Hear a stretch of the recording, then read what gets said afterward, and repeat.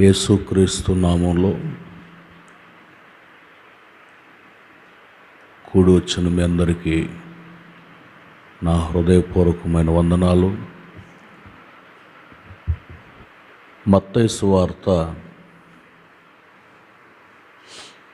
7వ అధ్యాయం. మత్తయి సువార్త 7వ అధ్యాయం 7వ వాక్యంలో రాయబడుతున్న మాట చదువుతున్నాను. అడుగుడి మీకు ఇవ్వబడును, వెదకుడి మీకు దొరుకును. ఇక్కడ చదవబడినటువంటి వాక్య భాగంలో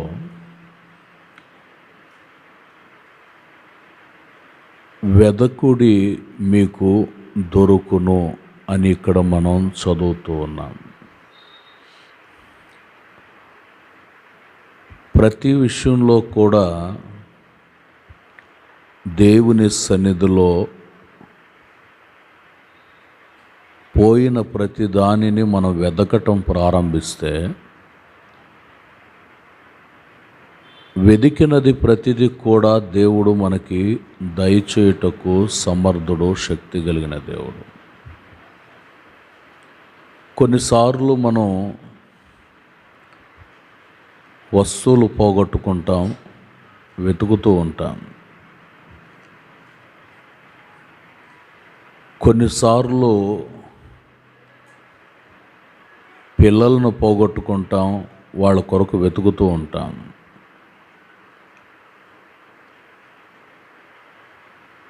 పెట్టిన చోట ఉన్న వస్తువులు మాయమైపోతూ ఉంటే వాటిని వెదకటం మనం ప్రారంభిస్తూ ఉంటాం. కొన్ని దొరకవచ్చు, కొన్ని దొరకకపోవచ్చు కూడా. కానీ ఇక్కడ మనం చదువుతున్న ఈ వాక్య భాగాన్ని గమనించినప్పుడు వెదకుడి మీకు దొరుకుతుంది అని ఇక్కడ మనం చదువుతున్నాం. వెదకటం అంటే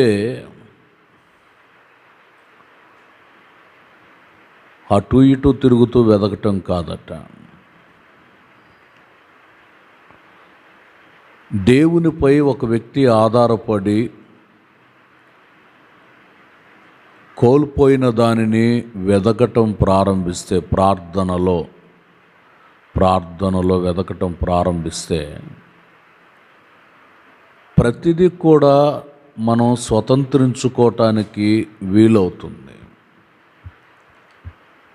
అది మనకు దొరకాలి అని అంటే వెతుకులాట అనేది ప్రారంభించాలి. బైబిల్లో బోల్డ్ అనే ఉదాహరణలు మనకి కనబడతాయి.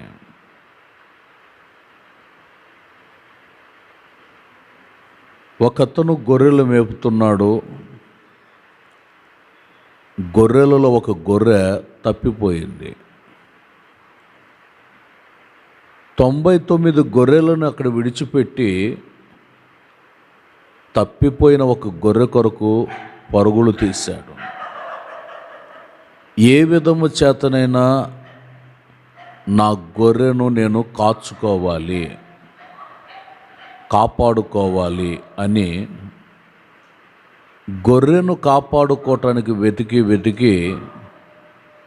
గొర్రె దొరికిన తర్వాత దాని భుజాల మీద వేసుకొని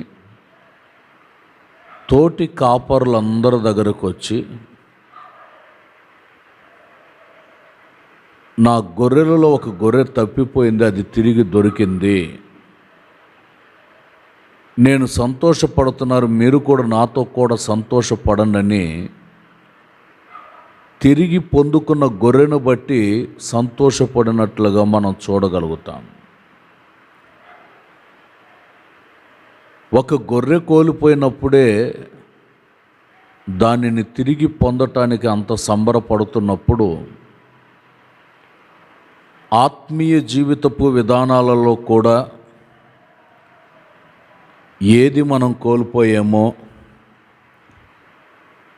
ఏది మనం కోల్పోయిన స్థితిలో ఉన్నామో ఏది మనం పోగొట్టుకున్నామో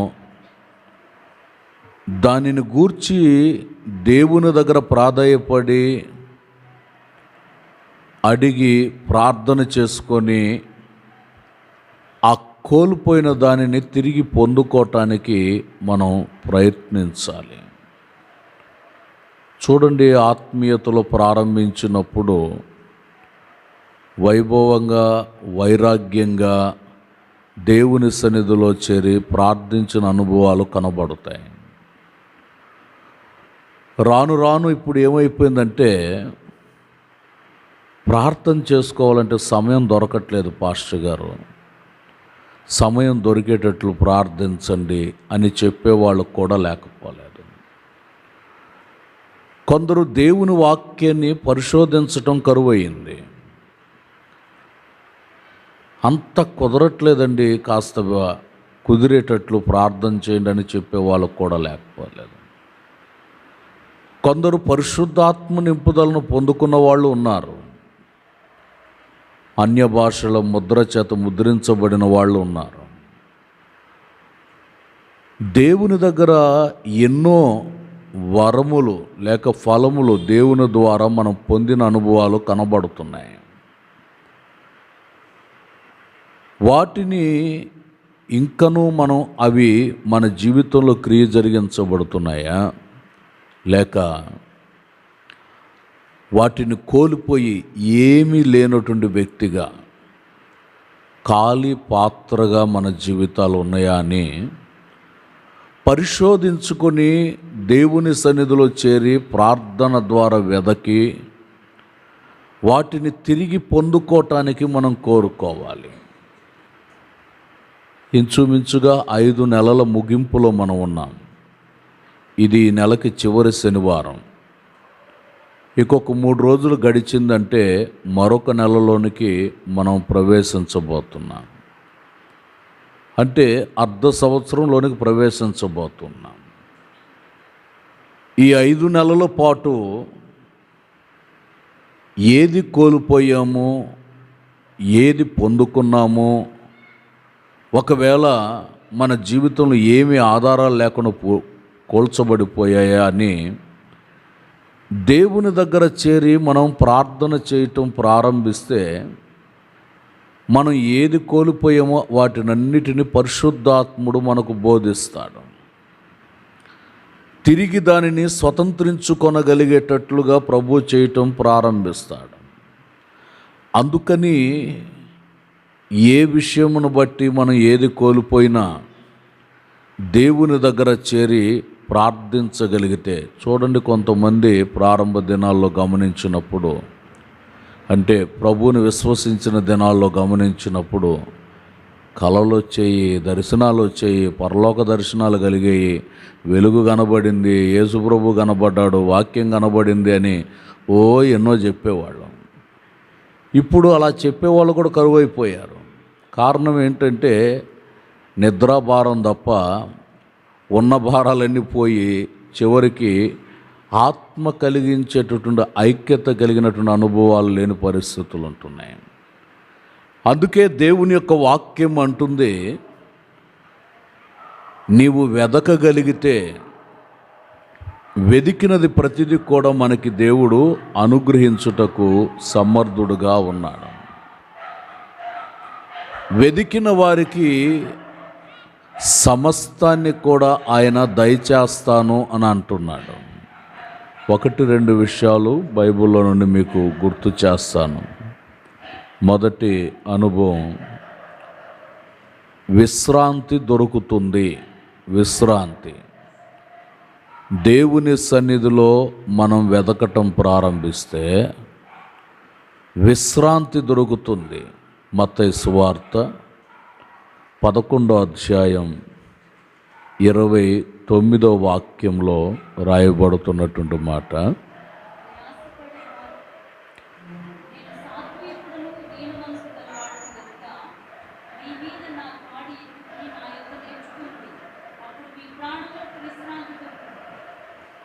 ప్రభు యొక్క సన్నిధానానికి వచ్చి ఆయన పాదాల దగ్గర మనం చేరినప్పుడు చక్కగా రాయబడుతుంది, మీ మీద ఉన్న నా కాడి ఎత్తుకొని నా యుద్ధ నేర్చుకొనుటకు రండి. దేవుని పాదాల దగ్గర మనం నేర్చుకోవటానికి ఇష్టపడితేనట ప్రాణానికి విశ్రాంతి దొరుకుతుందట, నెమ్మది కలుగుతుంది. చక్కగా ఇక్కడ అంటారు, నేను సాత్వికుడను దీన మనసు గలవాడను గనుక. యేసుక్రీస్తులో సాత్వికమైనటువంటి మనసు, దీనత్వం ఉంది. ఇవి రెండు కలిగినటువంటి విధంగా ఆయన అంటారు, మీ మీద నా కాడి ఎత్తుకొని నా యొద్ద మీరు నేర్చుకోండి. యేసయ్యలో ఉన్నటువంటి సాధువైనటువంటి గుణం, యేసయ్యలో ఉన్నటువంటి దీనత్వం, తగ్గింపు స్వభావం, ఇవి రెండు కలిగి దేవుని దగ్గర మనం ప్రార్థించినప్పుడు, ఎందుకనంటే మన మనస్సునకు విశ్రాంతి కలగాలి అనంటే, ప్రశాంతతను పొందాలంటే మనసు దీనత్వం కలిగినటువంటి మనసు కలిగినటువంటి వాళ్ళే ఉండాలి. అంటే తగ్గింపు స్వభావం కలిగి దేవుని దగ్గర ప్రార్థించేటప్పుడు కూడా మనం తగ్గింపు స్వభావం కలిగి దేవుని దగ్గర ప్రార్థన చేస్తే మన ప్రార్థనలకి దేవుడు గొప్ప ప్రతిఫలాన్ని కలుగు చేసి ఎన్నడూ ఎప్పుడు కని విని ఎరగనటువంటి అద్భుత సంతోషాన్ని పొందగలిగేటట్లు, అద్భుతమైనటువంటి మేలును పొందగలిగేటట్లు ప్రభువు చేస్తారు. దేవునికి స్తోత్రం, హల్లెలూయా.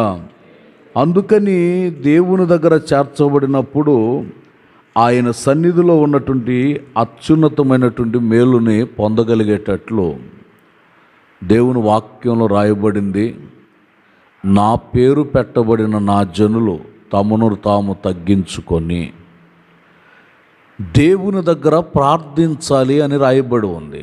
అంటే మనము ప్రభు చేత ఏర్పరచబడిన వాళ్ళం, ప్రభు యొక్క పేరుని, ఆయన నామాన్ని స్వతంత్రించుకున్న వాళ్ళం.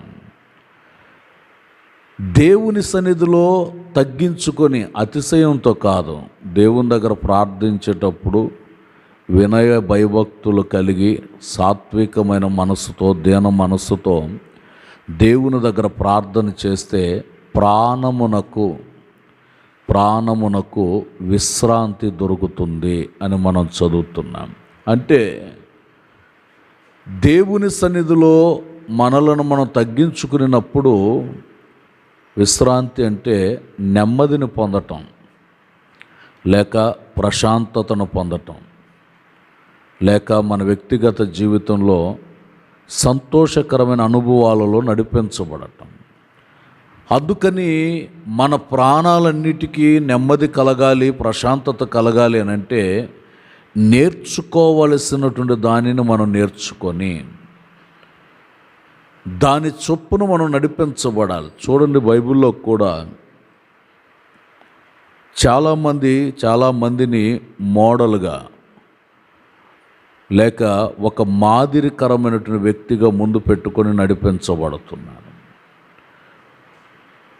పిల్లలైనా పెద్దవాళ్ళైనా కానీ ఒక మాదిరి పెట్టుకొని వీళ్ళ వల్లే మన జీవితాలు మార్చబడాలి, వీళ్ళలాగా మనం జీవించాలి, భక్తి చేయాలి, భక్తికరమైన మార్గాలలో ఉండాలి అని చక్కగా గురి పెట్టుకొని నడిపించబడుతున్నటువంటి వాళ్ళుగా ఉన్నారు.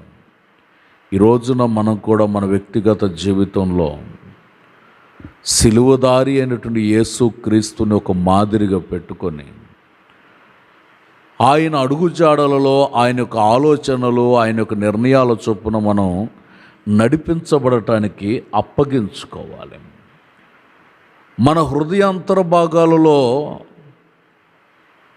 దేవునికి చోటు లేకుండా, ప్రార్థనకు చోటు లేకుండా, వాక్యానికి చోటు లేకుండా ఆ నివాస స్థలం లేక ఆ హృదయం నెమ్మది లేకుండా చికాకులు కలవరాల మధ్యలో ఉంటే శత్రువు అదును చూచి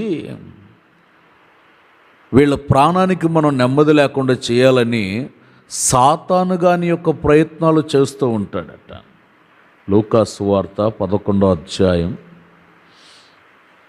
లూకాసు సువార్త 11వ అధ్యాయం 24వ వాక్యంలో రాయబడుతున్నటువంటి మాట,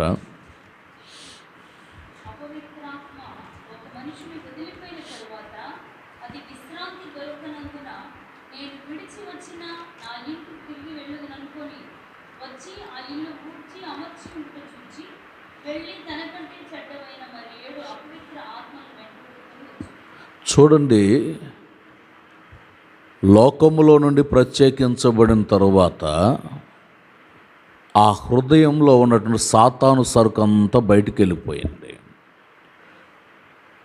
సరుకు బయటికి వెళ్ళిపోయిన తర్వాత ఆ హృదయం ఖాళీగా ఉంది, ఖాళీగా ఉంది హృదయం.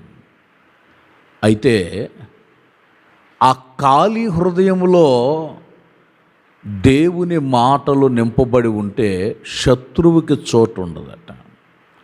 చూడండి, మనం ఇల్లు కట్టుకుంటూ ఉంటాం. కట్టుకున్న ఇంటిని శుభ్రంగా కట్టుకొని ప్రారంభోత్సవం చేసుకొని ఇంటిలో ఉండకుండా, ఒకవేళ మనం ఆ ఇంటిని వాడుకోకుండా ఒక 2-3 సంవత్సరాలు అట్లాగే పెట్టి మరలా ఇంటికి వచ్చి చూస్తే ఇల్లంతా దుమ్ము కొట్టిపోయి ఉంటుంది, చెదబట్టిపోయి ఉంటుంది ఇల్లంతా. ఒక్కొక్కసారి మనం చూస్తే ఇంట్లోనే చెట్లు మొలవటం కూడా ప్రారంభించబడి ఉంటాయి. వాడకం లేకపోతే ఒక్కొక్కటి లోపలికి వచ్చి ప్రవేశించి అన్నిటికీ తలుపు తాళం వేసే ఉంటుంది, కానీ లోపట పెరిగేవన్నీ పెరుగుతూ ఉంటాయి. హృదయము కూడా ఖాళీగా ఉంటే, మన జీవితం కూడా ఖాళీగా ఉంటే శత్రువుకు సంబంధించినటువంటి సరుకంతా హృదయంలో పెరగటం ప్రారంభిస్తూ ఉంటుంది. చూడండి, మన మనసుకు పని పెట్టలేదనుకోండి, మన తలంపులకు పని పెట్టలేదనుకోండి, పిచ్చి పిచ్చిగా ఆలోచిస్తూ ఉంటుంది, లేనిపోయిన ఆలోచనలన్నీ ఆలోచిస్తూ ఉంటుంది, లేనిపోయిన తలంపులన్నీ ఆలోచిస్తూ ఉంటాయి, ఎక్కడ లేని చరిత్రలన్నీ వస్తూ ఉంటాయి. అదే మనం మైండ్కి పని పెట్టామనుకోండి, అది ఖాళీ ఉండదు, ప్రశాంతతగా ఉండదు. పని పని పని పని అని పని పెడితే ఆ పనిలోనే అలాగే లీనమైపోతూ ఉంటుంది. అందుకని మన యొక్క వ్యక్తిగత జీవితానికి పని పెట్టాలి. అదే సమయంలో ఆ హృదయంలో దేవునికి సంబంధించిన క్రియలన్నీ నిలిచి ఉండాలి. దేవునికి స్తోత్రం. ఒకవేళ అది అట్లాగే ఖాళీగానే ఉందనుకోండి, సాతానుగాడు విజిటింగ్ చేస్తాడంట. అప్పుడప్పుడు ప్రతి ఇంటిని దర్శించడానికి వస్తాడట. వచ్చి, నేను ఖాళీ చేసి వచ్చాను కదా ఈ ఇల్లు ఎలా ఉందో చూద్దామని చెప్పి వస్తాడట. వచ్చినప్పుడు ఇల్లు నీట్గా ఊడ్చిపెట్టి చక్కగా అద్దం ఉన్నట్టుగా ఉండి, ఏమీ లేకుండా ఇంట్లో, ఎవరు లేకుండా ఇంట్లో, ఎవరికి చోటు లేకుండా ఇంట్లో ఖాళీగా ఉందనుకుంటే అప్పుడు అనుకుంటాడట, అక్కడెక్కడ జరుగుతున్నాను అనవసరంగా, నేను వదిలొచ్చిన ఇల్లే బాగుంది, చక్కగా ఉంది, ఆనందంగా ఉంది, నేను ఒక్కడినే వస్తే ఎట్లా నా ఫ్యామిలీని తీసుకొచ్చి పెట్టుకోవాలని తనకంటే చెడ్డవైన వాటిని ఇంకొక 7 పోగు చేసుకొని మొత్తం వచ్చి లోపల వచ్చి కూర్చుంటారట. జీవితంలో ప్రశాంతతను పొందనివ్వకుండా చేస్తారు. అందుకని సాతానుడు ఎప్పుడు లోనికి ప్రవేశించకుండా ఉండేటట్లుగా విశ్రాంతిని ఇచ్చేటటువంటి దేవుని పాదాల దగ్గరికి మనం పరిగెత్తగలిగితే, ప్రార్థన ఆలకించుబాడైనటువంటి దేవుడు ఏం చేస్తాడనంటే, మన జీవితంలో ఉండి మన జీవితాన్ని ఇంకను నూతనపరిచి, నూతన జీవాన్ని, నూతన క్షేమాన్నిచ్చి ఆనందముతో వర్ధిల్లేటట్లు చేస్తాడు. దేవునికి స్తోత్రం. దేవుని దగ్గర మనం వెతకటం ప్రారంభిస్తే విశ్రాంతి, నెమ్మదిని కలుగు చేస్తాడు. రెండో విషయం, మనము వెతకటం మొదలు పెడితే జీవజలము దొరుకుతుంది. జీవజలము, ప్రభు మనకి జీవజలాన్ని ఇస్తాడట. బోల్డని జలాలు ఉన్నాయి, కొన్ని త్రాగగలుగుతాం, కొన్ని త్రాగలేము. కొన్నిటిని త్రాగితే అవి చేదుగా ఉంటాయి జలాలు, కొన్ని జలాలు మధురంగా ఉంటాయి. కానీ యేసుక్రీస్తు వారు మనకిచ్చేటటువంటిది ఎలాంటిది ఇస్తానంటున్నారంటే, జీవజలమును నేను నీకు ఇస్తాను. నీవు ప్రార్థనలో వెతకటం ప్రారంభిస్తే దేవుడు అనుగ్రహించే ఆ జీవజలాన్ని స్వతంత్రించుకుంటాడు. యోహాను సువార్త 4వ అధ్యాయం, యోహాను సువర్తమానం 4వ అధ్యాయం 11వ వాక్యాన్ని చదువుతారు.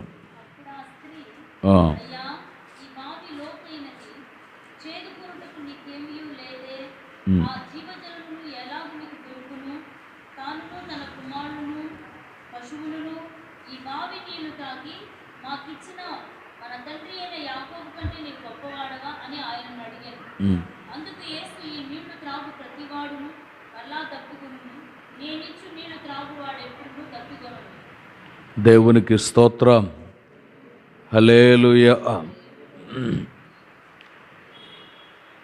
తర్వాత వాక్యం కూడా, నేను వానికి ఇచ్చు నీళ్లు నిత్య జీవములకై వానిలో ఊరడి నీటి బొగ్గుగా ఉండునని అనుకోవచ్చు. ప్రభు అనుగ్రహించేటటువంటి జీవజలం. అనేక మంది యాకోబు గారు ఇచ్చినటువంటి బావి దగ్గరకు వచ్చి నీళ్లు తాగుతున్నారు. పలు పర్యాయాలు అక్కడ నీళ్లు త్రాగుతున్నారు, కానీ దప్పిక తీర్చబడని పరిస్థితుల్లో ఉన్నారు. యేసుక్రీస్తుతో సంభాషణ చేస్తున్నటువంటి సమరయ స్త్రీ, నీవు ఏమి తెచ్చుకోలేదు నీళ్లు తాగటానికి, ఇది చాలా లోతైన బావి. అక్కడ ఉన్నటువంటి సందర్భాలన్నిటిని గురించి ఆమె చెప్పటం ప్రారంభిస్తుంది. ఈమె మాటల్లోనే ప్రభువు గమనించారు, ఈమె జీవితమే లోతుగా ఉంది. లోతైన పాపాల చేత తన జీవితం నడిపించబడుతుందని గమనించి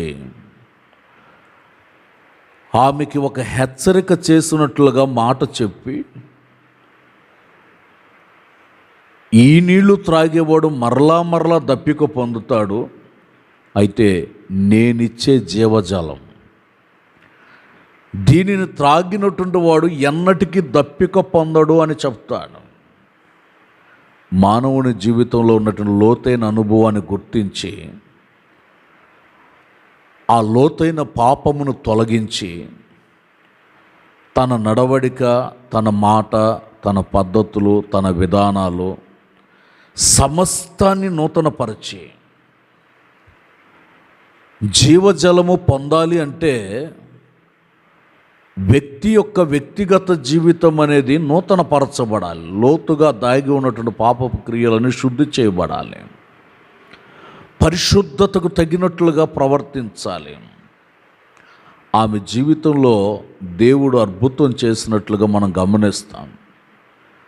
మన వ్యక్తిగత జీవితాలను కూడా ఆలోచించి ఈ 5 నెలల పాటు మన జీవితంలో ఏమైనా లోతైనటువంటి క్రియలు, లోతైన పాపపు క్రియలు లేక అపవిత్రతకు సంబంధించినటువంటి ఆలోచనలు ఏదైనా తలంచి ఉంటే వాటన్నిటినీ దేవుని సన్నిధిలో ఒప్పుకొని విడిచిపెట్టి, జీవజలమును నేను తాగాలి, నా దాహం తీర్చబడాలి, నా ఆత్మ బలపడి నేను క్షేమాన్ని పొందగలిగే వ్యక్తిగా ఉండాలి అని దేవుని దగ్గర మనం ప్రార్థన చేయగలిగితే లోతైనటువంటి క్రియలు, లోతైనటువంటి పద్ధతులు, ఆ దోషం దేవుడు తీసివేస్తాడు. శామ్యూయలు ప్రవక్త కూడా ఇశ్రాయేలు ప్రజలకు చెప్పిన మాట అదే, దేవుని సన్నిధిలో హృదయాలు కుమ్మరించండి, నీళ్లు చేదిపోసినట్లుగా మీరు ఆయన సన్నిధిలో హృదయాన్ని కుమ్మరించి ప్రార్థించండి, మేము పాపులము, మేము పాపాత్ములమని ఒప్పుకొని విడిచిపెట్టండి అని పశ్చాత్తాపాన్ని గూర్చినటువంటి అనుభవాలు ఆయన బోధింపచేసినప్పుడు ఆ ప్రజలందరూ కూడా హృదయాన్ని కుమ్మరించి ప్రార్థన చేస్తూ ఉన్నారు.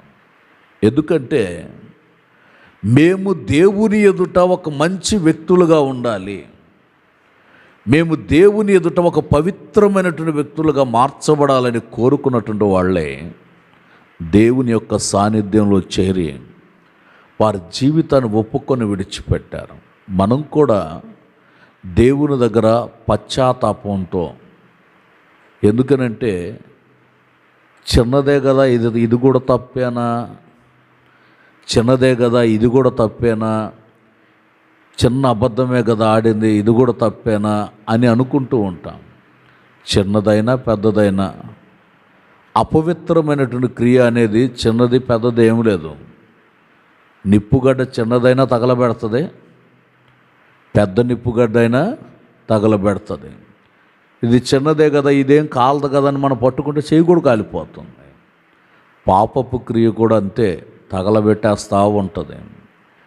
ఆ క్రియలు మనలో లేకుండా దేవుని సన్నిధిలో చేరి దేవుని దగ్గర చేరి ప్రార్థించినప్పుడు ప్రభు మన జీవితానికి జీవజలాన్ని ప్రభు అనుగ్రహిస్తారు. అందుకని మనం ఆ జీవజలపు నీటిని త్రాగాలి. పరిశుద్ధాత్ముని ద్వారా ఈ జీవజలపు అనుభవం మనకి ఇవ్వబడుతుంది.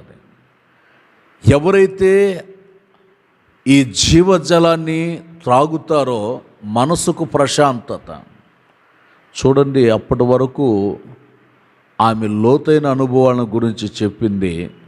ప్రభువు మాటలు వినిన తర్వాత జీవితంలో కొండ బ్రద్దలు కొట్టినట్లుగా తన క్రియలన్నీ అక్కడ పగలగొట్టి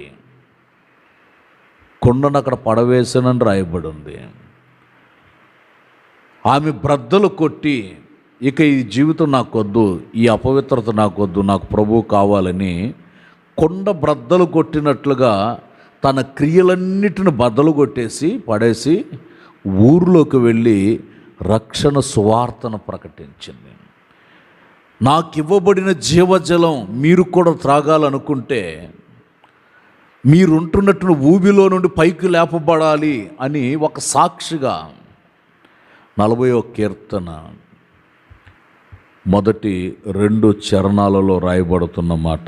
40వ కీర్తన మొదటి 2 చరణాలు. ఆయన నాకు చెవియొగ్గి నా మొర ఆలకించును. నాశనకరమైన గుంటలో నుండి చివటిగల దొంగ ఊబిలో నుండి ఆయన నన్ను పైకెత్తును. నా పాదములు బండ మీద నిలిపి నా అడుగులను స్థిరపరిచెను. ఇక్కడ మనం చదివిన వాక్య భాగాన్ని గమనించినప్పుడు సువార్తలో భాగంగా ప్రజలకి బోధింపచేసిన మాటల్లో కూడా నాశనకరమైన గుంట, ఒకప్పుడు నేను ఆ గుంటలోనే ఉన్నానయ్యా, మీరు బయటికి లేచి రండి. అపవిత్రమైనటువంటి గుంటలో ఉన్నటువంటి వ్యక్తిని ఇప్పుడు నేను పైకి లేపబడ్డాను. ఇప్పుడు నా జీవితంలో బండ మీద నేను స్థిరపరచబడిన, క్రీస్తు అనబడుతున్న బండ మీద నేను స్థిరపరచబడ్డాను.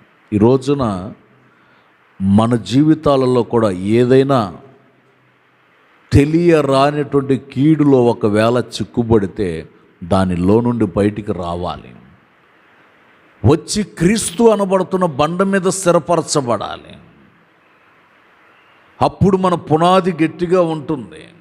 ఈమె అడిగింది ప్రభుని, అయ్యా మేము ఆ కొండ మీదకి వెళ్తున్నాం ప్రార్థనకి, మేము అక్కడ ఆరాధన చేయడానికి వెళ్తున్నాం, అక్కడికి వెళ్ళమంటావా, ప్రార్థనకి ఇంకెక్కడికైనా వెళ్ళమంటావా అని అడుగుతుంది. ప్రభు అంటారు, ఆత్మతో సత్యముతో ఆరాధించే కాలం వచ్చింది, అక్కడ నీవు ఆరాధించాలి.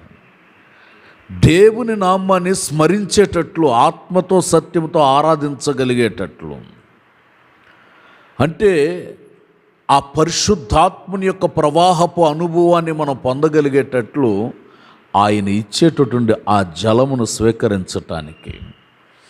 అందుకని దేవుని యొక్క వాక్యం అంటుంది, జీవజలం దొరుకుతుంది, నీవు వెదిగితే ఆ జలాన్ని స్వీకరించి నీవు త్రాగి ఆత్మబలం కలిగి దేవుని యొక్క కృప పొందుకొని దేవుని సన్నిధిలో వర్ధిల్లాలి. దేవునికి స్తోత్రం, హల్లెలూయా. 3వ విషయాన్ని జ్ఞాపకం చేస్తాను. 3, మనం వెదకటం మొదలు పెడితే ఆయన మనకి జీతమును అనుగ్రహిస్తాడు. జీతము దొరుకును. వెదకటం ప్రారంభిస్తే వెదికిన వారికి జీతాన్ని ప్రభువు అనుగ్రహిస్తాడు. కొరింథీయులకు రాసిన మొదటి పత్రిక 9వ అధ్యాయం 17వ వాక్యాన్ని చదివినప్పుడు,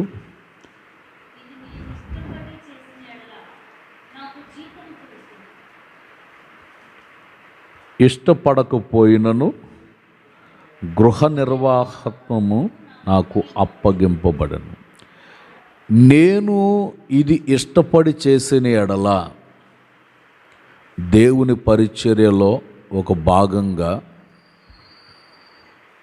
ఇష్టపూర్వకంగా మనం చేస్తేనట దేవుడు మనకి జీతం ఇస్తాడట. అంటే ఎంత ప్రయాసపడుతామో ప్రయాసకు తగినటువంటి జీతాన్ని దేవుడు మనకి అనుగ్రహిస్తాను అంటున్నాడు. ఒకవేళ మనకి అది ఇష్టం లేకపోయినా కానీ నీలో ఉన్నటువంటి నమ్మకత్వాన్ని బట్టి గృహ నిర్వాహత్వాన్ని నీ జీవితంలో నీవు ఒక బాధ్యతను స్వీకరించగలిగేటట్లు ఎందుకంటే ప్రభు యొక్క సన్నిధిలో ఉండేటటువంటి వారికి ఆయన బాధ్యతలు పెడతాడు. పెట్టినటువంటి ఆ బాధ్యతను చక్కగా మనం స్వీకరించినప్పుడు, ఎందుకంటే మనకు ఉపమానం కూడా తెలుసు. ఒకతనికి 5 వెండి నాణేళ్ళు 5 దేనారాలు ఇచ్చినట్లుగా మనం చూస్తాం. అతడు వాటిని అభివృద్ధి చేసుకున్నట్లుగా కూడా మనం చూడగలుగుతాం. అతడు అభివృద్ధి చేసుకున్న దానికి తగినట్లుగానే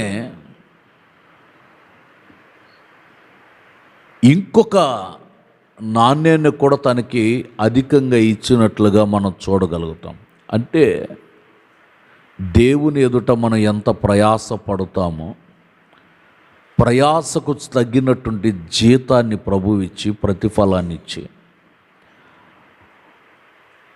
నీవు చేస్తున్నటువంటి పరిచర్య లేక నీవు ప్రయాసపడుతున్న ప్రయాసకు తగ్గినట్లుగా అధికమైనటువంటి జీతాన్ని అధికమైన పనిని కూడా దేవుడు అప్పగిస్తాడట. దేవుని సన్నిధిలో చక్కగా వర్ధిల్లగలిగేటటువంటి ఓ శ్రేష్టమైనటువంటి అనుభవాన్ని కనపరచటం ప్రారంభిస్తాడు. మనం మన సంఘాలలోనైనా మీకు అప్పగించినటువంటి పరిచర్యలలో ఇష్టపూర్వకంగా చేయాలట. కష్టంగా చేయకూడదు, హృదయపూర్వకంగా చేయాలి. వాళ్ళు చేయట్లేదు కదా, వీళ్ళు చేయట్లేదు కదా, నేనెందుకు చేయాలనుకోకూడదు. ఎంతగా మనం ప్రయాసపడతామో, ఎంతగా దేవుని కొరకు మనం ఖర్చు చేయబడతామో. చూడండి, మైనపు ఒత్తిని వెలిగిస్తాం. వెలిగించినప్పుడు ఆ మైనపు ఒత్తి కరగటం ప్రారంభిస్తుంది. ఆ వేడికి కరుగుతూ ఉన్న కొలది ప్రకాశవంతమైన వెలుగు అనేది ప్రారంభించబడుతుంది. అది ఖర్చు చేయబడుతూ ఆ ఇంట్లో ఉన్న వాళ్ళందరికీ వెలుగునిస్తానే ఉంటుంది. చివరికి అది నేల మట్టానికి వెళ్ళిపోయిన ఆ ఒత్తి ఉన్నదాన్ని బట్టి ఇంకా వెలుగుతూనే ఉంటుంది. అది అంటే చివరి శ్వాస వరకు దేవునికి నమ్మకమైనటువంటి పరిచర్య చేస్తే ఆ నమ్మకమైనటువంటి పరిచర్యకు తగినట్లుగా దేవుడు జీతం ఇస్తాడట. దానిని పొందుకోవటానికి మనం సంసిద్ధపాటు కలిగినటువంటి వాళ్ళంగా ఉండాలి. జీతం తీసుకున్నటువంటి వ్యక్తి ముఖం కలకలలాడిపోయినట్లు దేవుడిచ్చినటువంటి ఆ సంతోషకరమైనటువంటి అనుభవాల్ని మనం గమనిస్తే మన ముఖాలు అధిక తేజస్సుగా మార్చబడతాయి. యెషయా గ్రంథం 62వ అధ్యాయం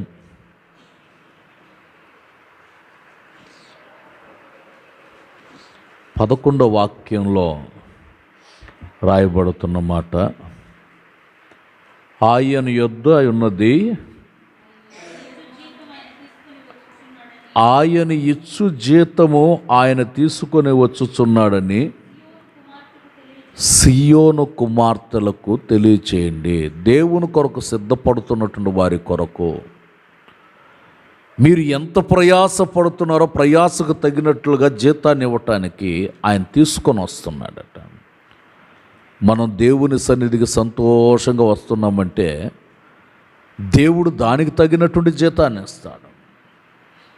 దేవుని ఇంట్లో పరిచర్యలో సంతోషంగా చేస్తున్నామంటే దానికి తగిన ప్రతిఫలాన్ని దేవుడు ఇస్తాడు. నాకు తెలిసినటువంటి ఒక కుటుంబం, వాళ్ళు దేవుని సన్నిధిలో ఒక తీర్మానం చేసుకున్నారు. ఏమిటంటే, మేము బ్రతికినంత కాలం జరిగే ప్రభు బలారాధనకి రొట్టె, ద్రాక్షారసం, రొట్టె మేమే తయారు చేసుకొని తీసుకొని వచ్చి, ద్రాక్షారసం మేము తీసుకొని వచ్చి సంఘంలో అప్పచెప్తాం. మేము జీవించినంత కాలం మేము అదే బాధ్యతగా తీసుకొని మేము చేస్తామన్నాడు. ప్రతి నెల వాళ్ళు అదే విధంగా దాన్ని చేయటం ప్రారంభించారు. ఒకసారి ఆ ఇంటిలో ఉన్నటువంటి ఆ పెద్దావిడ, ఆమె ప్రభునందు నిద్రించారు. ఆ రోజున సంఘంలో బలారాధన, ఆమె ప్రభునందు నిద్రించారు. ఇక నిద్రించిన తర్వాత ఆయన ఉన్నారు కదా, ఆయన ఏం చేశారంటే ఇంట్లో రొట్టె తయారు చేసి, ఆమె అక్కడ ప్రభునందు నిద్రించిన, మేము ప్రభు దగ్గర చేసిన తీర్మానం దానిని మేము నెరవేర్చుకోవాలి. అక్కడే వదిలిపెట్టి, ఆ బాడీని అక్కడే వదిలిపెట్టి రొట్టె, ద్రాక్షారసం సన్నిధికి తీసుకొచ్చి అప్పచెప్పి, మా ఒక్కరి మూలంగా మిగతా వాళ్ళందరూ ఇబ్బంది పడకూడదని తీసుకొచ్చి అప్పచెప్పి, అంటే దేవుని ఎదుట చేసుకున్నటువంటి తీర్మానాలు, ప్రభు దగ్గర చేసుకున్నటువంటి తీర్మానాలు, అవన్నిటిని కూడా ఖచ్చితంగా వారు ఆయన కూడా ప్రభు దగ్గరికి వెళ్ళేంత వరకు చేస్తూనే ఉన్నారు. ఎందుకనంటే దాని ద్వారా వాళ్ళు పొందినటువంటి అనుభవాలు బోల్డని. దేవుని ఇంటి నిమిత్తం, దేవుని కొరకు మనం ఎంతగా ప్రయాసపడుతున్నామో ఆ ప్రయాసకు తగినటువంటి ప్రతిఫలం దేవుడు అనుగ్రహించుటకు సమర్థుడు, శక్తి కలిగిన దేవుడు. అందుకని ఆయన ఇచ్చేటటువంటి జీతం ఆయన తీసుకొని వస్తున్నాడట. దానిని అందుకోవటానికి మనం సిద్ధపాటు కలిగిన వాళ్ళంగా ఉండాలి. దేవుని సన్నిధిలో ప్రార్థనాపూర్వకంగా నడిపించబడితే మన జీవితంలో మనం మేలును పొందేటటువంటి వాళ్ళంగా ఉంటాం. కొందరు వ్యక్తిగత జీవితంలో గమనిస్తే ఎంత జీతం పొందుకుంటున్నా ఆ జీతం నిలవబడట్లేదట, ప్రతిఫలం ఉండట్లేదు. ఎంత శ్రమ పడుతున్నా ప్రతిఫలం ఉండట్లేదు. దేవుడు ఇవ్వవలసిన జీతాన్ని ఇస్తూ ఉన్నా, ప్రతిఫలాన్ని కలుగు చేస్తున్నా, అది నిలవకుండా ఎటు కాకుండా అయిపోతుంది. కారణం ఏమిటి అని అంటే, దేవుడు వాళ్ళకి ఇచ్చినటువంటి ఆ ఘనతను, దేవుడు వాళ్ళకి ఇచ్చినటువంటి ఆ కృపను దూరం చేసుకుంటున్నాను. కొన్నిసార్లు మనం దేవుని ఎదుట శ్రమ పడినటువంటి శ్రమ, కష్టము, ఇబ్బందులు ఇవన్నీ మనం చెప్తూ ఉంటాం. నేను ఎంత ఇచ్చాను దేవునికి, ఎంత ఖర్చు పెట్టాను దేవునికి, ఇంత నేను సహాయం చేశాను దేవునికి అని అన్నీ చెప్పుకుంటూ ఉంటాం.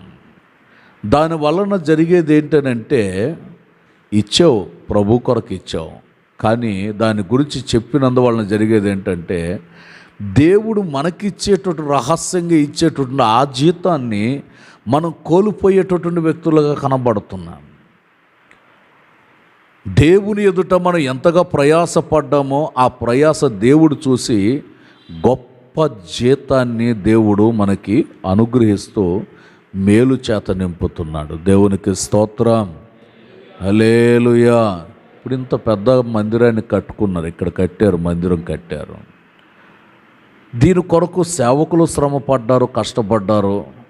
విశ్వాసులు రాత్రింబగళ్ళు శ్రమపడ్డారు. తెలియని వాళ్ళు కూడా శ్రమపడ్డారు దీని కొరకు. తెలియని వాళ్ళకు కూడా శ్రమపడ్డారు. ఎంతమంది శ్రమపడ్డారో అందరినీ చూస్తూ ఉంది మందిరం. అందరినీ చూస్తుంది మందిరం. దేవుడు కూడా అందరినీ చూస్తున్నాడు. ఎంత శ్రమపడ్డారు, ఏం చేశారో అన్నీ చూస్తున్నారు. చూసి దానికి తగినటువంటి ప్రతిఫలాన్ని దేవుడు కలుగు చేయటానికి సమర్థుడుగా ఉన్నటువంటి వాడుగా ఉన్నాడు. ఎంతో ప్రయాస. ఎందుకంటే ఒక ఇల్లు కట్టుకోవాలంటే బోల్డంత ప్రయాస. ఇంటి ముందు ఒక దగ్గర ఫ్లోరింగ్ చేసుకోవాలంటే బోల్డంత ప్రయాస. ఉన్న పరిస్థితులను బట్టి ఎన్నో ప్రయాసలు ఉన్నాయి. కానీ దేవుని కొరకు మనం ఏది చేసినా మనం మరుగై ఉండటానికి ఇష్టపడితే, మనం మరుగు చేయబడడానికి ఇష్టపడితే దానికి తగినటువంటి జీతాన్ని, గొప్ప జీతాన్ని దేవుని ద్వారా మనం స్వతంత్రించుకుంటాం. దేవునికి స్తోత్రం, హల్లెలూయా. దేవుడు ఇచ్చిన దాన్ని చూడండి, ఇప్పుడు ఇక్కడ ఈ యొక్క స్తంభం ఉంది, పిల్లర్ ఉంది. ఇదంతా నిలబడిందంటే కింద పునాదులు గట్టిగా వేయబడ్డాయి. దాని కింద పునాదులు గట్టిగా వేయబడ్డాయి. ఏ రోజైనా కింద ఉన్న పునాది ఇదంతా నా మీదే కదా నిలబడింది, నేను లేకపోతే ఇదంతా నిలబడిందా మందిరం అని ఒకవేళ నేను పైకి వచ్చి చూస్తాను మందిరం ఎట్లా ఉందో. నన్ను మరుగు చేశారు కింద, నన్ను కింద మరుగు చేశారు, నేను కాస్త పైకి వచ్చి చూస్తానంటే ఇప్పుడు ఆ పిల్లర్ ఉంటుందా, పడిపోద్దా? ఒకసారి చూస్తాను, నేను బయటకు వస్తాను, నాకు అవకాశం ఇవ్వండిరా బాబు, నేను బయటకు వస్తాను, లోపలే ఉంటే ఎట్లాగా అని ఒకసారి బయటకు వచ్చి చూసిందనుకో, అక్కడ అది ఒరిగిపోతుంది కిందకి. కొన్ని మరుగై ఉండాలి, కొన్ని ప్రత్యక్షంగా కనబడుతూ ఉండాలి. ఇప్పుడు ఎదురుగున్నటువంటి గుమ్మం ఉంది, ద్వారం ఉంది, ఎదురు ద్వారం. ఇప్పుడు ఆ ద్వారంలో ఆ షేపు రావడానికి చాలా చేసి ఉంటారు. కొన్ని రాళ్ళు అయితే ఇటుక రాళ్ళు మొక్క చేసి పెట్టిన రాళ్ళు ఉంటాయి. దాంట్లో సగం రాయి ఉంటుంది, ఫుల్ రాయి ఉంటుంది, ముప్పావు రాయి ఉంటుంది. అన్నీ పేర్చి కట్టారు దాన్ని. అవన్నీ కనబడకుండా మళ్ళీ ప్లాస్టింగ్ కూడా చేశారు. ఆ ప్లాస్టింగ్ కూడా కనబడకుండా రంగు వేశారు మొత్తం. ఎప్పుడైనా లోపల ఉన్న ఇటుక రాళ్ళు నేను బయటికి కనబడాలి కదండి, నన్ను బయటికి కనబడలేకుండా లోపల పెట్టారని ఆ రాయి అట్లా బయటికి రావటానికి చూసింది అనుకోండి, ఏమైపోద్ది? షేప్ మారిపోద్ది అక్కడ. అంటే మనల్ని దేవుడు ఎక్కడ ఉంచాలో అక్కడ ఉంచి, ఏ స్థితిలో ఉంచాలో ఆ స్థితిలో ఉంచి, తన నామానికి మహిమ తెచ్చుకునేటట్లు, తన నామానికి కీర్తి తెచ్చుకునేటట్లు ఆ స్థితిలోనే అక్కడ ఉంచి దాని ద్వారా దేవుని నామానికి మహిమ తెచ్చుకుంటున్నాడు. మనం ఎంత ప్రయాసపడుతున్నా ఆ ప్రయాసకు తగినటువంటి జీతం ప్రభు ఆయన చేత్తో పట్టుకొని వస్తున్నాడట. ఎవరికి ఇవ్వవలసిన జీతం వాళ్ళకి ఇస్తాడు. మీ అందరికి ఇచ్చే జీతాన్ని మీ అందరికి ఇస్తాడు. నాకు ఇవ్వాల్సిన జీతాన్ని నాకు ఇస్తాడు. నేను ఎంత ప్రయాసపడ్డానో దానికి తగినటువంటి జీతాన్ని దేవుడు నా జీవితానికి అనుగ్రహించటం ప్రారంభిస్తాడు. ఆ జీతాన్ని స్వతంత్రించుకొనటానికి సంసిద్ధపాటు కలిగినటువంటి వ్యక్తులుగా ఉండాలి. దేవునికి స్తోత్రం, హల్లెలూయా, హల్లెలూయా. కొరింథీయులకు రాసిన మొదటి పత్రిక 3వ అధ్యాయం 14వ వాక్యంలో రాయబడుతున్న మాట,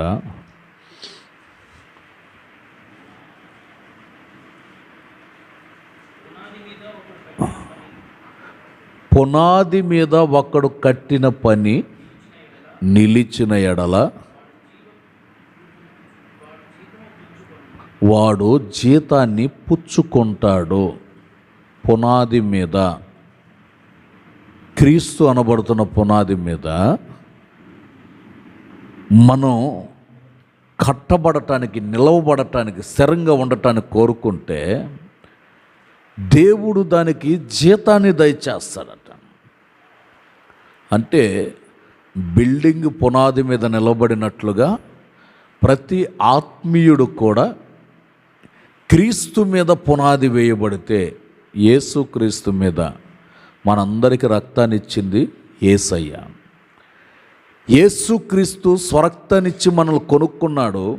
మన పునాదులన్నీ ఆయన మీద వేయబడితే మనం స్థిరంగా నిలబడుకొని ఉంటాం. దేవునికి స్తోత్రం, హల్లెలూయా. ఆ స్థిరమైన జీవితం కావాలంటే ప్రభు మీదే ఆధారపడి జీవించాలి. మనుషుల మీద ఆధారపడితే మనుషుడు ఈ రోజున ఉంటాడు, రేపు ఉండకపోవచ్చు. కానీ యేసయ్య ఉన్నంత కాలం మనం ఉంటాం గనుక ఆయన మీదే మనం పునాది వేయబడితే మన జీవితం పరిపూర్ణంగా స్థిరపరచబడుతుంది. దేవునికి స్తోత్రం, హల్లెలూయా.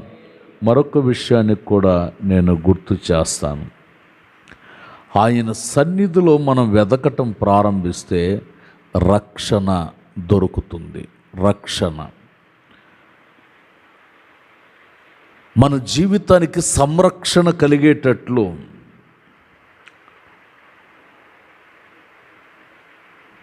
ఆయన సన్నిధిలో ఓ పరిపూర్ణమైన రక్షణ ఆనందాన్ని పొందుకోవటానికి మనం ప్రభువుని వెదకటం, ప్రార్థనలో వెదకటం ప్రారంభిస్తే మన జీవితానికి రక్షణ ఆనందాన్ని, కాపుదల, దేవుడిచ్చేటటువంటి ఆ కాపుదలని, ఆ రక్షణ ఆనందాన్ని మనం స్వతంత్రించుకునేటటువంటి వ్యక్తులుగా ఉండాలి. దేవుని వాక్యంలో రాయబడుతున్నట్లుగా యెహోవా యొద్దనే రక్షణ దొరుకుతుంది. దేవుని సన్నిధిలో ఒక భద్రతను పొందటానికి మనం కోరుకోవాలి. అందుకనే దైవ సన్నిధి మనతో ఉంటే మనకు కానీ, మనకు కలిగిన సమస్తానికి కానీ, మనకు కలిగిన యావత్ ఆస్తికి కానీ గొప్ప రక్షణ. ఒబేదెదోమును గురించి రాయబడుతుంది, దేవుని సన్నిధి అనబడుతున్న నిబంధన మందసం తన ఇంట దగ్గర ఉన్నందువలన తనకు కానీ, తనకు కలిగిన సమస్తానికి కానీ, తన కుటుంబం అంతటికి కూడా దేవుని యొక్క దీవెన అనేది ప్రారంభించబడినట్లుగా చూస్తాం. మనం నిరంతరం దేవుని సన్నిధిలో స్తుతియాగాన్ని అర్పిస్తే, గాన ప్రతిగానాలు చేస్తూ ఉంటే దేవుడు మనకు కలిగిన సమస్తానికి రక్షణ కలుగు చేసి, ఆనందాన్ని కలుగు చేసి, గొప్ప సంతోషాన్ని ఇస్తాడు. అందుకని దేవుని దగ్గర మనం ప్రార్థనలో వెదిగితే ఆయన మన జీవితానికి విశ్రాంతినిస్తాడు. ప్రార్థనలో కానీ మనం వెదిగితే జీతాన్ని కలుగు చేస్తాడు. ప్రార్థనలో కానీ మనం వెదకటం ప్రారంభిస్తే జీవ జలమునిస్తాడు. మనం ప్రార్థనలో వెదిగితే రక్షణ భాగ్యం, గొప్ప సంతోషం, చెప్పసఖ్యంగా అనేటువంటి సంతోషాన్ని, ఆ రక్షణ ఆనందాన్ని పొందగలిగేటట్లు చూడండి. యేసుక్రీస్తు వారు బాప్తిసం తీసుకొని ఒడ్డుకు వచ్చినప్పుడు పరలోకం సంతోషించింది. ఈయన నా ప్రియమైన కుమారుడు, ఈయన యందు నేను ఆనందిస్తున్నాను. ఎప్పుడైతే బాప్తిసపు అనుభవంలోకి వచ్చారో పరలోకము ఆనందిస్తుంది, పరలోకపు తండ్రి ఆనందిస్తున్నాడు. రక్షణ భాగ్యాన్ని స్వతంత్రించుకొని ప్రభు కొరకు సాక్షార్థంగా జీవించేటువంటి ధన్యతను పొందాలి. అందుకనే మనకు కానీ, మనకు కలిగిన సమస్తానికి కానీ గొప్ప రక్షణ భాగ్యాన్ని ప్రభు అనుగ్రహించి క్షేమాన్ని మన జీవితానికి కనుపరిచేటట్లు, ఇది ఈ నెలకి చివరి శనివారం కనుక దేవుని సన్నిధిలో ఒక తీర్మానం కలిగి రాబోయేటటువంటి దినాలలో ఆశీర్వాదాన్ని పొందగలిగేటట్లు ప్రభు సన్నిధిలో చేరి మనం ప్రార్థన చేసుకోగలిగితే, ప్రార్థన ఆలకించువాడైన దేవుడు మన జీవితాలలో మేలులు చేస్తాడు. కోల్పోయిన దానిని తిరిగి పొందగలిగేటట్లుగా దేవుడు ఆ గొప్ప భాగ్యాన్ని దయచేస్తాడు. అలాంటి ధన్యత యేసయ్య అనుగ్రహించునుగాక. ప్రార్థన చేసుకుందాం. అందరూ మోకరించి ప్రభు సన్నిధిలో ప్రార్థనాపూర్వకంగా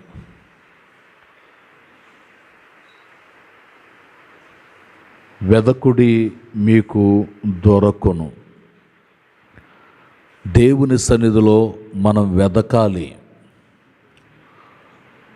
ప్రార్థనలో మనం వెతకటం ప్రారంభిస్తే సమస్త క్రియలు దొరుకుతాయి. వెతకటం మానేసి దేవునిని స్తుతించి మహిమపరచటం మానేసి ఆయన ఆరాధించటం మానేసినటువంటి పరిస్థితుల్లో ఉంటే ప్రయోజనాలు విఫలమైపోతాయి. అందుకే దేవుని యొక్క వాక్యం అంటుంది, వెదకుడి మీకు దొరుకుతుంది. తప్పిపోయిన గొర్రెను వెదకినట్లుగా మనం ఏది కోల్పోయాం ఈ 5 నెలల్లో, ఏ విషయాన్ని మనం కోల్పోయి ఉన్నాం, దేని కొరకు మనం ప్రార్థించాలి, ఆ విషయాలన్నీ కూడా ప్రభు యొక్క సన్నిధిలో చెప్పి ప్రార్థన చేస్తే కోల్పోయిన ప్రతిదీ కూడా తిరిగి పొందగలిగేటట్లు దేవుడు కృపద ఇచ్చేయబోతున్నాడు. నీ హృదయం, నీ ప్రాణం నెమ్మదిగా ఉండగలిగేటట్లు, ప్రశాంతంగా ఉండగలిగేటట్లు నీ భారాలన్నిటిని ప్రభు సన్నిధిలో వేసి ఆయన సన్నిధిలో నీవు ప్రార్థన చేసుకొనగలిగితే, సాత్విక మనసు, దీన మనసు మన జీవితంలో ఉంటే ఆయన మన జీవితంలో అద్భుతమైనటువంటి క్రియ చేయబోతున్నాడు. మనలను మనం తగ్గించుకొని విధేయత కలిగి దేవుని దగ్గర ప్రార్థిస్తే, నీ దీనత్వాన్ని బట్టి, నీ జీవితంలో ఉన్నటువంటి మంచి మనస్సును బట్టి నీ హృదయంలో వాక్యమయ్యున్న దేవుడు నివాసం చేస్తాడు. ఆయన నీ హృదయంలో నివసించాలి. నీ హృదయం ఖాళీగా ఉండకూడదు, నీ ఇల్లు ఖాళీగా ఉండకూడదు. ఖాళీగా ఉంటే అపవిత్రమైనటువంటి క్రియలన్నీ ప్రవేశిస్తాయి. లోకపు క్రియ, లోకపు కీడు, లోక సంబంధమైనటువంటి అనుభవాలు, లోక సంబంధమైన వార్తలు, లోక సంబంధమైనటువంటి ప్రతి విధమైనటువంటి సమస్త కీడులు పరుగు పరుగున వచ్చి నివాసం చేస్తాయి. అవి మన జీవితంలో ఉంటే మనం అభివృద్ధి పొందలేం. ఆశీర్వాదకరమైనటువంటి, దీవెనకరమైనటువంటి వ్యక్తులుగా మనం మార్చబడాలంటే, అద్భుతమైనటువంటి మేలును మనం పొందాలంటే, శ్రేష్టమైనటువంటి ప్రతిఫలాన్ని మనం పొందాలంటే మనం దేవుని యొక్క సన్నిధిలో వెదకటము ప్రారంభించాలి. ఏం కోల్పోయాం? ప్రార్థనా జీవితాన్ని కోల్పోయామా? వాక్యం చదివే అనుభవాన్ని కోల్పోయామా? దేవుని ఆత్మ ప్రవాహాన్ని కోల్పోయామా? దర్శనాన్ని కోల్పోయామా? దేవుడిచ్చినటువంటి స్వప్నమును కోల్పోయామా? ఏది కోల్పోయినటువంటి స్థితిలో ఉన్నామో దేవుని సన్నిధిలో దేవునిని మనం అడగగలిగితే కోల్పోయిన ప్రతిదీ కూడా తిరిగి పొందగలిగేటట్లుగా, దేవుని కృప నీకు విస్తారంగా దొరికేటట్లుగా, సర్వశక్తి కలిగిన దేవుని యొక్క ప్రసన్నత నీకు కలుగు చేయబడేటట్లుగా ఈ రాత్రి ఆయన నీ పట్ల కోరుకుంటున్నటువంటి వాడుగా ఉన్నాడు. నీవు వెతికితే జీవజలాన్ని ప్రభు ఇస్తాడు. ఆమె లోతైన జీవితాన్ని గురించి ప్రభుతో చెప్తే, ఆమె లోతులో ఉన్నటువంటి ఆ అనుభవాలన్నీ దేవుడు బట్టబయలు చేసినప్పుడు తెచ్చిన కొండను బరద్రలు కొట్టి, అంటే తన జీవితాన్ని నూతనపరుచుకొని సంతోషంగా, ఆనందంగా, క్షేమకరంగా, ఆశీర్వాదకరంగా ఉండాలని కోరుకున్నటువంటి వ్యక్తిగా తన జీవితాన్ని అంతటిని ప్రభు సన్నిధిలో ఒప్పుకొని జీవజలాన్ని స్వీకరించింది. ఈ రోజున మనము కూడా జీవజలాన్ని స్వీకరించాలి. జీవజలమైనటువంటి యేసయ్య ఇచ్చే జీవపు ఓటను మనం ఆస్వాదిస్తే ఆ జలము మన ప్రాణము, ఆత్మ, శరీరమును బలపరిచి అద్భుత క్షేమాన్ని, ఆశీర్వాదాన్ని కలుగు చేయటం ప్రారంభిస్తుంది. అందుకని ఆ జీవజలమును నీవు ఆస్వాదించగలిగే వ్యక్తివిగా, జీవజలమును నీవు స్వీకరించగలిగేటట్లుగా, జీవజలమును నీవు పొందుకునేటట్లుగా దేవుని సన్నిధిలో నీవు ఏ స్థితిలో ఉన్నావో ఆ స్థితిలో నుండి లేపబడి దేవుని కొరకు సాక్షార్థంగా నీవు జీవించగలిగితే ఆ జలము నీకు దొరుకుతుంది. అప్పుడు నీ జీవితంలో నీవు సంతోషాన్ని పొందగలిగే వ్యక్తివిగా మార్చబడతావు. ఆయన నీకు జీతాన్ని తెస్తున్నాడు. నీవు ఏ స్థితిలో శ్రమ పడుతున్నావో ఇష్టపడి నీవు చేస్తే, దేవుని పని ఇష్టపడి చేస్తే, నీవు కష్టంగా చేయటం కాదు, శ్రమ పడుతూ దేవుని కొరకు సాక్షిగా నీవు జీవించగలిగితే ఆయన నీకు జీతము దయచేస్తాడు. శ్రేష్టమైనటువంటి జీతాన్ని దయచేస్తాడు. బలా నమ్మకమైన మంచి దాసుడా అని మంచి సాక్ష్యాన్ని పొందగలిగేటట్లుగా అద్భుతమైనటువంటి మేలు పొందగలిగేటట్లుగా దేవుడు అనేక బాధ్యతలు నీ బుధస్కంధాల మీద పెట్టాలని, అనేక బాధ్యతలు నీ జీవితంలో చేయాలని, అనేకమైనటువంటి మేలులు ఆయన కలుగు చేయాలని, ఆశీర్వాదాన్ని, శాశ్వత జీవాన్ని అనుగ్రహించాలని ఆయన నీకు జీతాన్ని దయచేయటానికి ఇష్టపడుతున్నాడు. ప్రభువా, నీవిచ్చే జీతాన్ని నేను పొందుకోవాలయ్యా, ఆ ప్రతిఫలాన్ని నాకు దయచేయండి ప్రభువా. నేను ప్రతిఫలాన్ని పొందగలిగే వ్యక్తిగా మార్చబడాలి ప్రభువా. నాకు ఇవ్వవలసిన జీతాన్ని నాకు ఇవ్వండి, నేను ప్రతిఫలాన్ని పొందాలి నాయన, నేను సంతోషంగా నడిపించబడాలి ప్రభువా. అలాంటి కృపను నాకు దయచేయండి నాయన, అలాంటి కృపను నాకు దయచేయండి నాయన. ఆయన యొద్ద రక్షణ దొరుకుతుంది.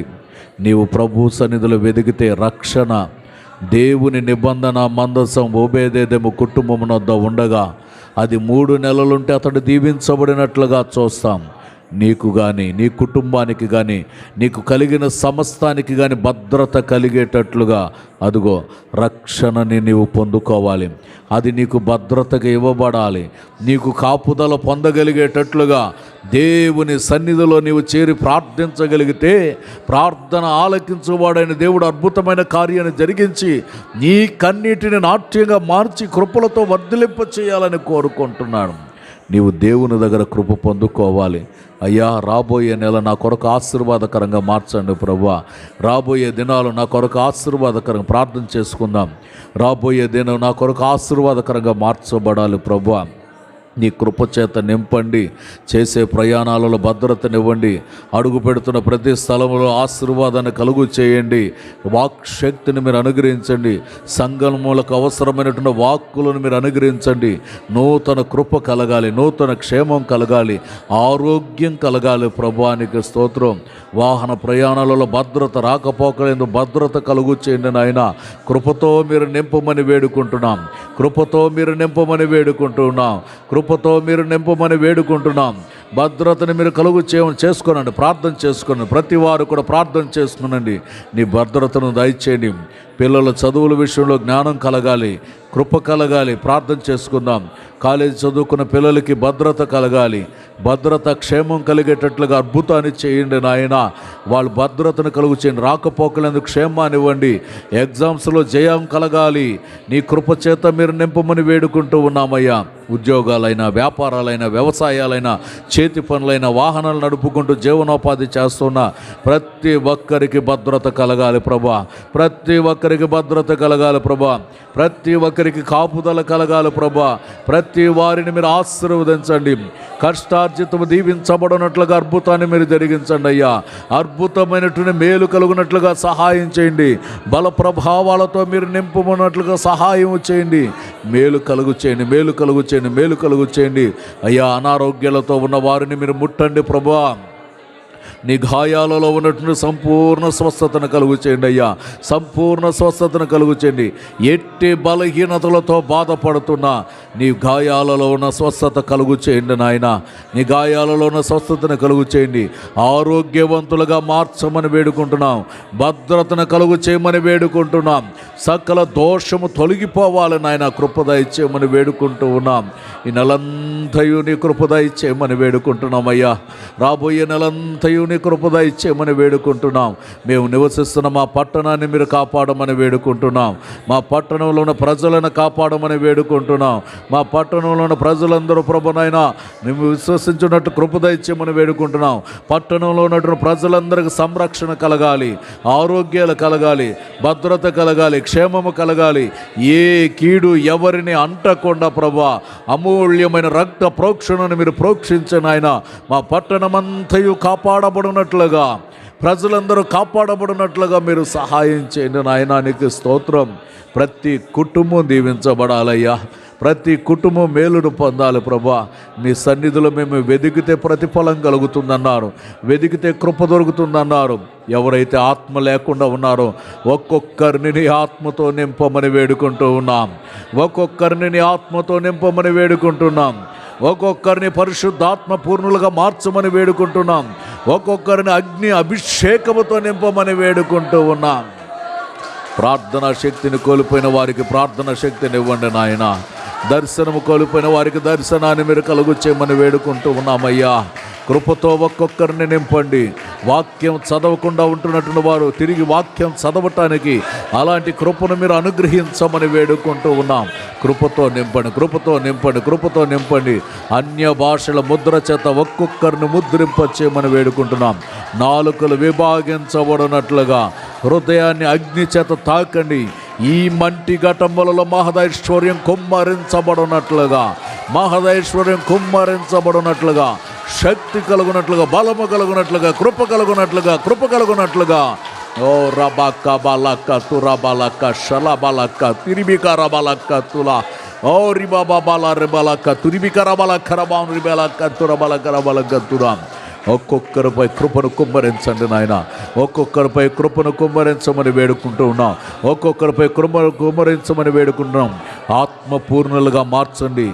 సంఘములో యవనస్తులు ఆత్మపూర్ణులుగా మార్చబడాలి. పెద్దలు ఆత్మపూర్ణులుగా మార్చబడాలి. వృద్ధులు ఆత్మపూర్ణులుగా మార్చబడాలి. ప్రతి ఒక్కరూ ఆత్మ అభిషేకమును పొందుకోవాలి నాయన. ఆది అపోస్తుల దినములలో కుమ్మరించబడినట్లుగా ఆత్మ ప్రవాహము కుమ్మరించబడును గాక. ఒక్కొక్కరిపై నీ కృప కుమ్మరించబడును గాక. ఒక్కొక్కరికి నీ బలము కుమ్మరించబడును గాక. ప్రతి వారి బలహీనతలలో నుండి విడుదల కలుగు చేసి బలాభివృద్ధిని కలుగు చేయను గాక. ఓ రబాలక్క రబాంతురి వికరబాలక్క తురబాలక్క తురా రిబాలా బాలక్క షలంద రబాలక్క తురబాక బాబా బాబాక రబాలక్క తురా. శక్తితో కృపతో కృపతో కృపతో కృపతో కృపతో కృపతో నింపండి నాయన. ఒక్కొక్కరు కృప కలిగి జీవించగలిగినట్లుగా సహాయం చేయండి నాయన. అనేక ఆత్మలు ఈ మాసం రాబోయే మాసంలో రక్షించబడాలి ప్రభా. అనేకులు బాప్తిసాలకు సిద్ధపరచబడాలి ప్రభా. అనేకులని సముఖంలో స్థిరపరచబడాలి ప్రభా. అనేకులు మీ మాటను విశ్వసించగలగాలి ప్రభా. అద్భుతమైనటువంటి ఆశ్చర్య కార్యాలు మీరు జరిగించండి. కృప కలుగు చేయండి, కృప కలుగు చేయండి, కృప కలుగు చేయండి, కృప కలుగు చేయండి నాయన. అద్భుత సంతోషాన్ని మీరు అనుగ్రహించండి. హల్లెలూయా హల్లెలూయా హల్లెలూయా హల్లెలూయా హల్లెలూయా హల్లెలూయా హల్లెలూయా హల్లెలూయా హల్లెలూయా హల్లెలూయా హల్లెలూయా హల్లెలూయా. ప్రభు మన ప్రార్థనలు ఆలకించినందుకు చేతులెత్తి స్తోత్రాలు చెల్లిద్దాం.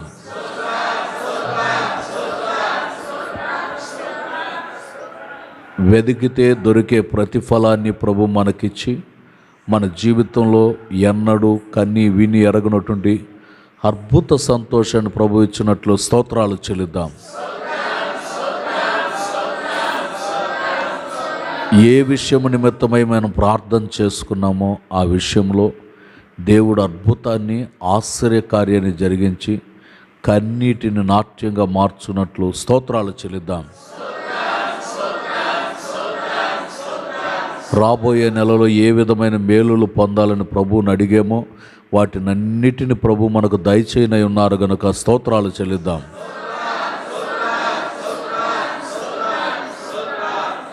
వెదికితే జీవజలాన్ని, వెదికితే ఆయన రక్షణ ఆనందాన్ని, జీతాన్ని, మనకి విశ్రాంతిని కలుగు చేస్తానన్నారు. అలాంటి ధన్యతను ప్రభు మనకిచ్చినట్లు స్తోత్రాలు చెల్లిద్దాం.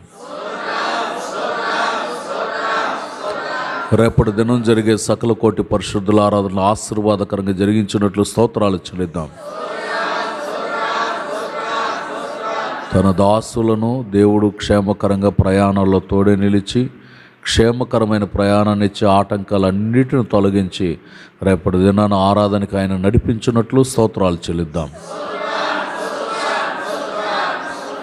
రేపటి దినమున ప్రజలు వచ్చే మార్గాలలో రాకపోకలందు భద్రతనిచ్చి ప్రజలందరూ దీవించబడేటట్లు అద్భుత క్షేమాన్ని ప్రభు ఇచ్చినట్లు స్తోత్రాలు చెల్లిద్దాం.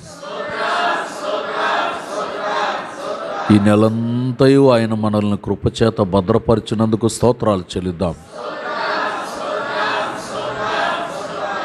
ప్రతి బుధవారం జరిగిన స్త్రీల కూడికలు ఆశీర్వాదకరంగా జరిగించినందుకు స్తోత్రాలు చెల్లిద్దాం. ప్రతి శనివారం జరిగిన పరిశుద్ధాత్మ కూడికలు మహిమకరంగా జరిగించినందుకు స్తోత్రాలు చెల్లిద్దాం. జరిగిన ప్రతి ఆరాధనలు దీవెనకరంగా జరిగించినందుకు స్తోత్రాలు చెల్లిద్దాం. అక్కడక్కడ జరిగిన కుటుంబ ప్రార్థనలు, సువార్త కూడికలు, మహాసభలు, దేవుడు ఆశీర్వాదకరంగా జరిగిస్తూ వచ్చారు. అందును బట్టి స్తోత్రాలు చెల్లిద్దాం. తండ్రి అయిన దేవునికి స్తోత్రాలు చెల్లిద్దాం. యేసుక్రీస్తు ప్రభుల వారికి స్తోత్రాలు చెల్లిద్దాం. పరిశుద్ధ ఆత్మనికి స్తోత్రాలు చెల్లిద్దాం. ప్రాణాత్మ దేహ శరీరాలు సమర్పిస్తూ స్తోత్రాలు చెల్లిద్దాం. ప్రార్థన. ప్రేమ స్వరూపి స్తోత్రాలు చెల్లిస్తున్నాం తండ్రి. మరి ముఖ్యంగా తండ్రి, చేరువచ్చిన ప్రతి ఒక్కరితో మీరు మాట్లాడిన ప్రతి మాట కొరకు స్తోత్రాలు. మేము ప్రభా వెతికితే మాకు దొరుకుతాయని, దేవుని సన్నిధిలో మేము వెతికినప్పుడు ప్రభా ఒకవేళ తల్లిదండ్రులైనా అన్నీ ఇవ్వలేకపోవచ్చేమో, కానీ ప్రభా మాకు అనేకము దొరకకపోవచ్చేమో, కానీ మీ సన్నిధిలో మేము వెతికినప్పుడు ఏది వెతుకుతున్నామో అది నిశ్చయంగా మేము పొందుకుంటామని మీరు మాతో మాట్లాడుతూ వచ్చిన మాటల కొరకై స్తోత్రాలయ్యా. మీ సన్నిధిలో మేము వెతికినప్పుడు మాకు ప్రాణాలకు విశ్రాంతి దొరుకుతుందని, రక్షణ దొరుకుతుందని, జీవజలము దొరుకుతుందని, ప్రభా నిశ్చయంగా మీ సన్నిధిలో జీతం దొరుకుతుందని మాతో మాట్లాడుతూ వచ్చారు. ఇక్కడ చేరిన బిడ్డలందరూ కూడా ఒకప్పుడు అయా దేవుని సన్నిధిలో ప్రయాసపడ్డారు, ఆత్మలో ఆనందించారు, రక్షణ కాపుదల కలిగి ఉన్నారు. ఇప్పుడు కొన్నిటిని కోల్పోయారు. ఏ విషయంలో ప్రభా వేటిని కోల్పోయారో వాటన్నిటిని మరలా మీరు అనుగ్రహించండి అయ్యా. మీ సన్నిధిలో శ్రద్ధగా వెతికి మీ ద్వారా కలిగే విశ్రాంతిని పొందుకునేటట్లుగా కార్యాలు జరిగించండి. మీ సన్నిధిలో తగ్గింపు కలిగి, ప్రార్థనా జీవితం కలిగి, దీన మనసు కలిగి మీ సన్నిధిలో మేము వెతికినప్పుడు మా ప్రాణాలకు గొప్ప నెమ్మది, విశ్రాంతి కలుగుతుందని మాట్లాడారు. జీవజల ఊట మాకు దొరుకుతుందని, ఆ పరిశుద్ధాత్మ అభిషేకాన్ని పొందుకొని, ఆత్మలో ఉన్న ఆనందాన్ని పొందుకొని నడిపించబడతామని మీరు మాతో మాట్లాడారయ్యా. ఈ మాటలు విన్న ప్రతి ఒక్కరి హృదయాల్లో మీ వాక్కులు స్థిరపరచండి. మీ సన్నిధిలో వెతికి రక్షణని, జీతాన్ని, అదేవిధంగా ప్రభు ఆత్మాభిషేకాన్ని, ప్రాణాలకి విశ్రాంతిని పొందుకొని నెమ్మదికరమైన జీవితాన్ని చేయడానికి సహాయం చేయండి. రాబోయే దినాల్లో ఒక ఉన్నతమైన ఆశీర్వాదాన్ని, ఆనందకరమైన జీవితాన్ని చేయడానికి కృప చూపమని మీ సన్నిధి మాతో ఉంచి కూటం ద్వారా మహిమ పొందినందుకు స్తోత్రం. మీ సేవకులను కూడా బలపరిచి వాడుకున్నందుకు స్తోత్రాలు యేసయ్యా. రేపు విస్తారంగా ప్రజలను మీరు తీసుకుని వచ్చి మీ నామ మహిమార్థమై ఆశీర్వాదకరంగా ఆరాధన జరిగించమని, ఇంతవరకు కూడా మీ సన్నిధి మాతో ఉంచినందుకు కృతజ్ఞతాస్తుతులు చెల్లిస్తూ మీకు అప్పగించుకుంటూ యేసు పరిశుద్ధ నామంలో ప్రార్థించి వేడుకొనుచున్నాను తండ్రి. తండ్రి అయిన దేవుని ప్రేమ, యేసుక్రీస్తు ప్రభుల వారి కృప, ఆత్మ సన్నిధి ఇప్పుడు ఎల్లప్పుడూ నిరంతరం కృప ఈ ప్రార్థనలు అడుగుపెట్టిన ప్రతి ఒక్కరికి సదాకాలం తోడై ఉండి నడిపించునుగాక. ఆమేన్. హల్లెలూయా, హల్లెలూయా, హల్లెలూయా. అందరికీ